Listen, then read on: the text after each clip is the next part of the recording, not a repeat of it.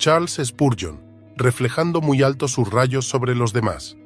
Verso: crezcamos en todo en aquel que es la cabeza. Efesios 4:15. Muchos cristianos permanecen enanos en las cosas espirituales, de manera que siempre tienen el mismo aspecto. No se ve en ellos ninguna señal de progreso o perfección. Existen, pero no crecen en todas las cosas.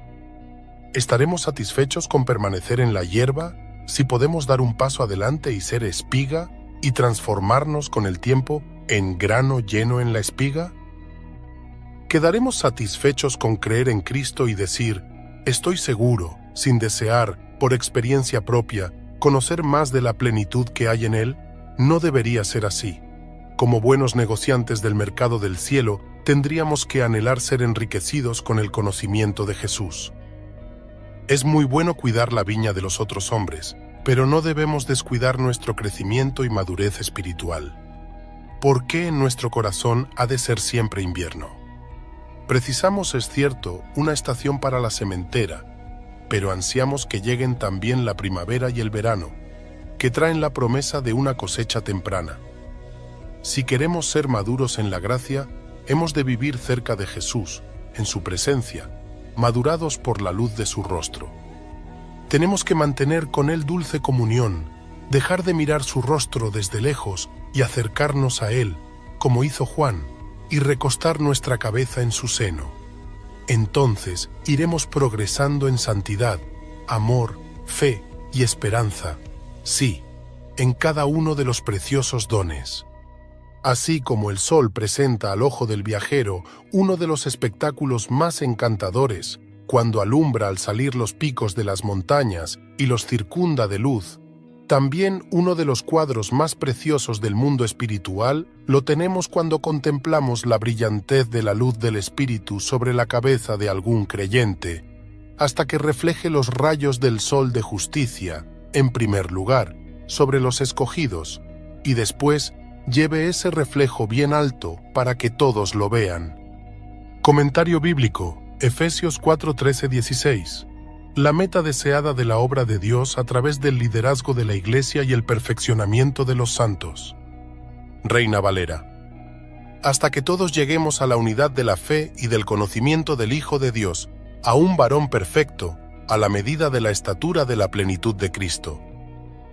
Para que ya no seamos niños fluctuantes, llevados por doquiera de todo viento de doctrina, por estratagema de hombres que para engañar emplean con astucia las artimañas del error, sino que siguiendo la verdad en amor, crezcamos en todo en aquel que es la cabeza, esto es Cristo, de quien todo el cuerpo, bien concertado y unido entre sí, por todas las coyunturas que se ayudan mutuamente, según la actividad propia de cada miembro, recibe su crecimiento para ir edificándose en amor.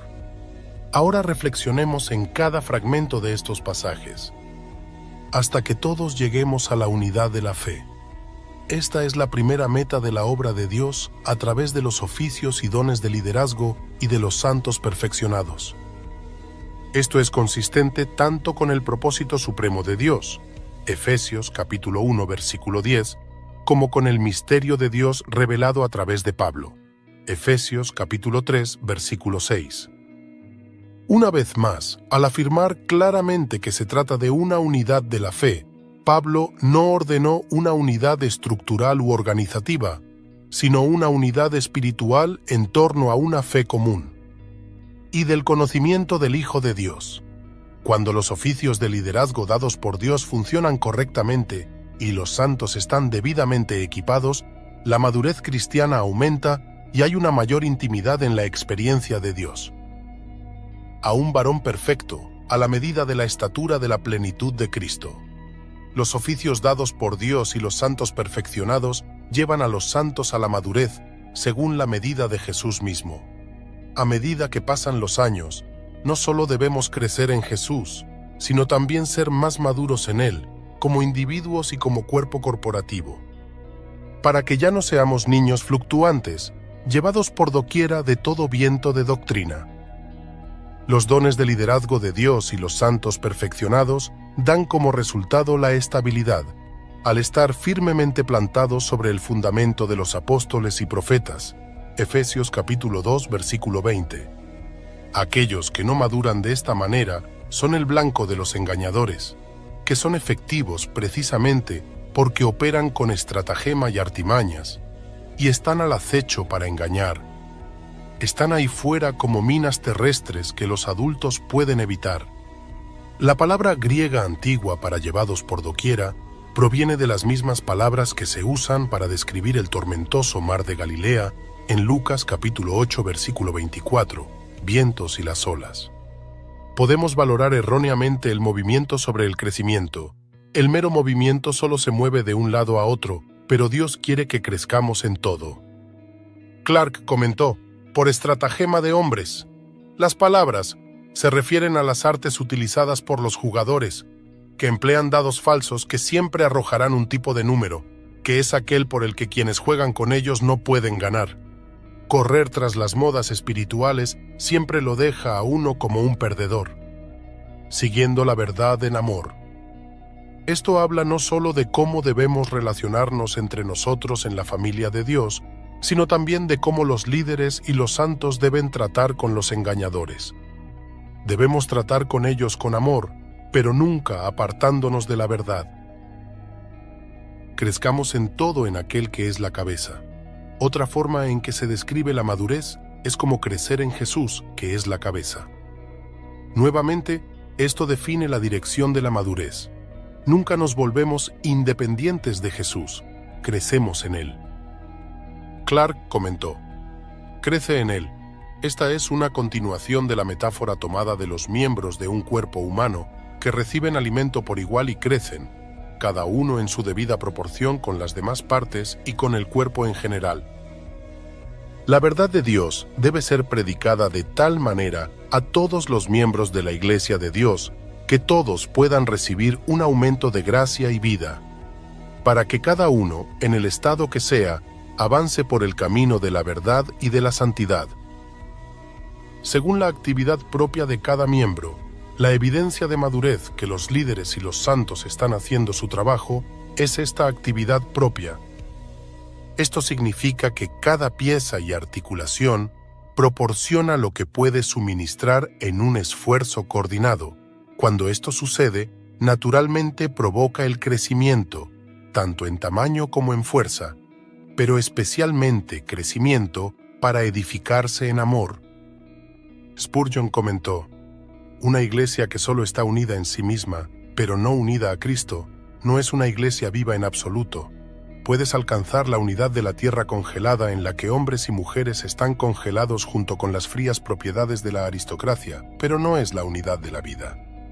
Algunas personas piensan en la iglesia como una pirámide, con el pastor en la cima. Otros piensan en la iglesia como un autobús conducido por el pastor, que lleva a sus pasajeros pasivos a donde deben ir. Dios quiere que veamos a la iglesia como un cuerpo, donde cada quien hace la actividad propia de cada miembro. Al reflexionar sobre este devocional, reflejando muy alto sus rayos sobre los demás, me doy cuenta de la profunda verdad que se encierra en el llamado a crecer espiritualmente. La metáfora de la transformación de hierba a grano lleno en la espiga resuena en mi interior. No quiero conformarme con una fe estancada, sino anhelar una relación más profunda con Cristo que me lleve a experimentar su plenitud. Spurgeon nos desafía a no quedarnos en un estado de inmadurez espiritual, a no permitir que nuestro corazón siga siendo un invierno perpetuo.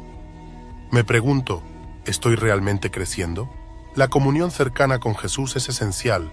Debo acercarme a Él, como hizo Juan, y recostar mi cabeza en su pecho. Es en esa intimidad donde puedo progresar en amor, fe y santidad. Además, el llamado a una unidad espiritual en la fe, y no una mera estructura organizativa, me invita a evaluar mi rol en la Iglesia. La imagen del cuerpo, donde cada miembro tiene un propósito y contribuye al crecimiento del todo, es poderosa. No quiero ser un espectador pasivo, deseo ser parte activa de la edificación en amor. También me confronta la idea de que, sin un crecimiento genuino, puedo ser fácilmente llevado por corrientes de doctrinas engañosas. La estabilidad que proviene de una fe madura es vital. Quiero estar firmemente plantado en la verdad, no dejarme arrastrar por las modas espirituales que pueden desviar mi camino. La conclusión es clara. El crecimiento espiritual no es solo un deseo, es una necesidad. Si realmente quiero reflejar la luz de Cristo en el mundo, debo crecer en Él, ser parte activa de su cuerpo y cultivar una fe que no solo existe, sino que también florece. Así, mi vida puede ser un testimonio de esa luz que guía a otros hacia la esperanza y el amor que solo se encuentran en Jesús.